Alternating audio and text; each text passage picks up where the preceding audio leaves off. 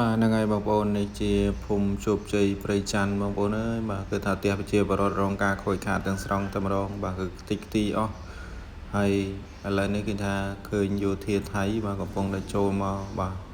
យករថក្រោះឬអីចូលមកបាទគឺយ៉ាងស្ថិតស្ថបដឹកបលាលុះដឹកលូដឹកអីបាទគឺមកធ្វើលៀនឋានលៀនអីនៅក្នុងបាទភូមិជោគជ័យព្រៃច័ន្ទនឹងតែម្ដងបងប្អូនគឺថា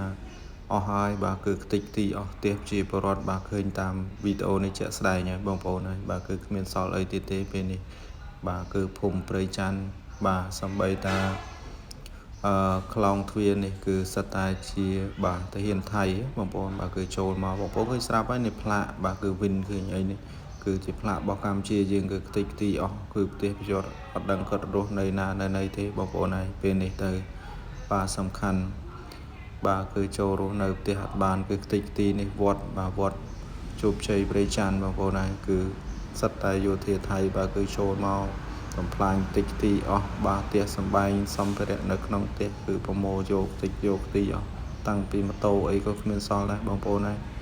បាទអាណិតអាសូរមែនតើបាទឃើញរូបភាពនេះហើយបងប្អូនបាទគឺថាមានតែអាណិតអាសូរមែនតើអត់ដឹងថាម៉េចទេបងប្អូនបាទគឺខ្ទេចខ្ទីអស់នេះជាលំនៅឋានការរស់នៅរបស់គាត់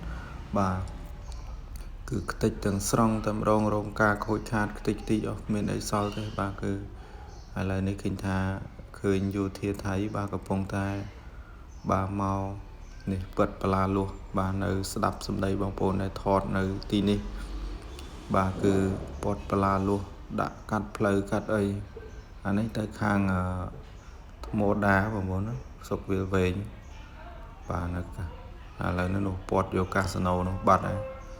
បាទគឺដល់កហើយបងប្អូនហើយលុះពត2 3ជុំមិនដឹងមិនអីមិនទេបងប្អូនហើយមិនដឹងថាយកបានវិញឬក៏យ៉ាងណា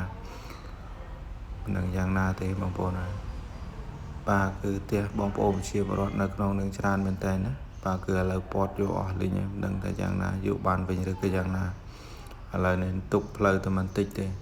បាទគឺយើងចូលអត់បានតែម្ដងបាទសំបីតែទៅគៀកក៏គៀកអត់បានដែរបងប្អូនគឺលួសដាក់ម្លឹងបាទ